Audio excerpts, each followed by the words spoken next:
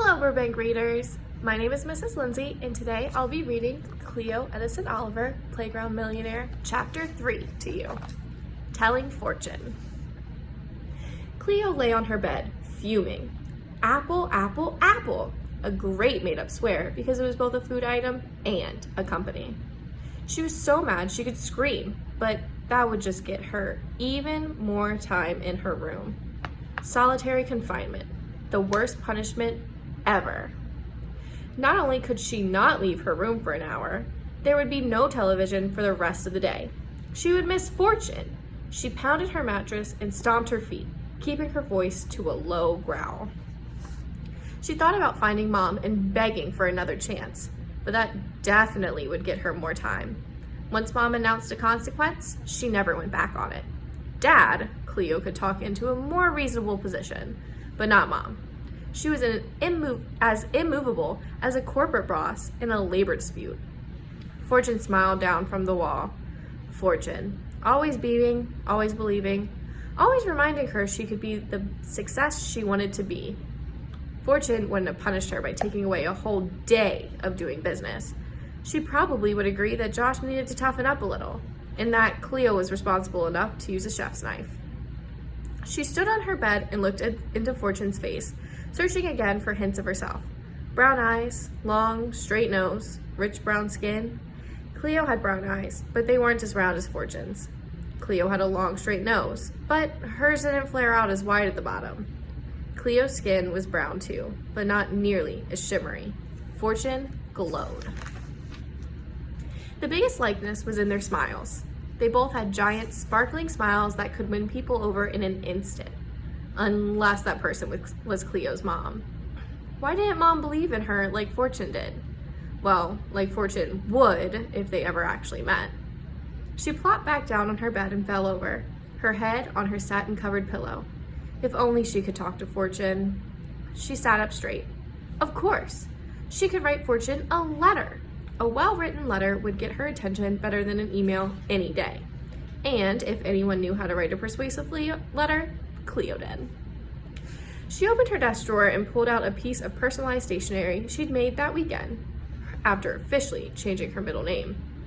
She looked up Fortune's office address in an issue of Fortune Women magazine, then sat down to write. It took her 4 drafts and a lot of personalized stationery, but finally it said exactly what she wanted it to say. Perfect. CEO, Cleopatra Edison Oliver, CEO. Cleopatra Enterprises, Incorporated, 818 Camphor Street, Altadena Heights, California, 91120. Fortune A. Davies, CEO, Fortune Enterprises, Incorporated, 150 Madison Avenue, New York, New York, 10016. Dear Miss Fortune A. Davies, my name is Cleopatra Edison Oliver. I am in the 5th grade, and I am most likely your biggest fan in the whole wide world. I have been watching Fortune with my mom since I was 3 years old. Seeing you on TV is actually my very first memory. Can any other fan say that? Miss Davies, you talk about purpose a lot. You say yours is delivering destinies and financing futures. I have a future in business. I know I do. First of all, there's my name, which I got from my birth mom. Is it true that you find the pharaohs of Egypt fascinating? Personally, I love my name because Cleopatra was a very powerful woman, just like you. Not only am I named after a queen and ruler, but my initials are CEO, and I'm a Capricorn, just like you, the Zodiac's top business achievers. So, Miss Davies, as you can clearly see, ruling companies is my destiny. I have lots of ideas for what I will do with the money I make, starting with a special theme park for adopted kids and their families. If I had $1 for every time my parents said I'd rule the house if they let me, I'd be rich already. But clearly, I am not in charge yet. Today, I got in trouble for something, and my mom took away my business for a whole day. Did you ever feel like your parents didn't understand you? What did you do? I am currently the president and CEO of my very own company, Cleopatra Enterprises, Incorporated. I hope you don't mind that it sounds sort of like Fortune Enterprises, Incorporated. I have had many product lines over the years, but right now I'm focused on avocados. I always give away 10% of what I make, just like you say in Fortune Principle number 10. This past spring, I learned all about what it means to be a CEO when I did a report on the most influential person in my life. I chose you, of course. I am a member of your Fortune Kids Club and have written to you many times through your website. Your replies have always told me to keep watching because you might read my message on your show. And I have, every day at 4 o'clock. You haven't read any of mine on TV yet, but that's okay. I'm confident you will very soon.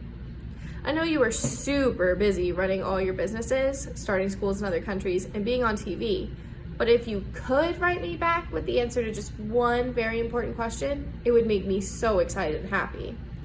I would take your letter to school and show it to everyone. I would frame your letter and hang it on my wall forever. And this is my question. What is the most important thing to do when you're my age if you want to be a huge success like Fortune A. Davies? Miss Davies, if you are ever in Los Angeles, I hope you will stop by Cleo's awesome avocado stand, the best avocados in all of Altadena Heights. You will get a bag of my best avocados, on the house of course. Your biggest fan, if I had $1 million, and one day I will, I'd bet on it. Cleopatra Edison Oliver. Cleopatra Edison Oliver, CEO, the next Fortune A. Davies. P.S. I've memorized all 10 Fortune principles for how to build your business and live the life you want. Thanks for all the great advice. P.P.S. Please write back. Should come close to adding a P.P.P.S. Is there any possible way you had a daughter 10 years and 8 months ago that I could be her? But no, she didn't want to sound desperate or pitiful. She was a very enterprising young lady. She was on her way to the top. She was going to be a stunning success. And now, Fortune would know it too. Thud. The floor shook. One of her brothers yelled. Thud. Josh and Julian were playing paratroopers off the top bunk again. Cleo looked out her window. Mom and Dad were talking in the driveway. Dad clasped his large hands on top of his head. Mom's mouth moved quickly. Her eyebrows pinched together. Whether it was in anger or worry, Cleo couldn't say. Knowing her mom, probably both. Cleo pounded on the wall between her and her brother's rooms. Knock it off, Josh and Jay. You know you're not supposed to be doing that. They screamed and jumped again. Thud, thud. Cleo yanked open the window, ready to tell on her brothers. It's not enough, she heard Mom say. Our monthly payment is about to go up. They were talking about it again. Money. Mom hadn't worked for the past several years since they'd gotten the boys. Dad said something, but his voice was too low to hear. They started walking towards the house. Cleo pulled back so they wouldn't see her. Mom's voice floated up from below. I'm not being too harsh, Charlie. She has to learn that she can't just take whatever she wants whenever she wants it. Do you want to raise a selfish kid? Cleo's chest squeezed. She felt hot all over. And something else. She didn't know the word for it. Bad. She just felt bad. Full of badness. She was too selfish for them. She went to her closet and took down the small metal safe where she kept her money between trips to the bank. She turned the dial and pulled out 10 of the dollars she'd made before screwing up and losing her business for the day. She took out another piece of stationery, wrote, "So you can buy your Nerf gun. I'm really sorry," in her best handwriting. She stashed the money and note in an envelope, wrote Josh across the front, and quickly slipped it under her brother's door.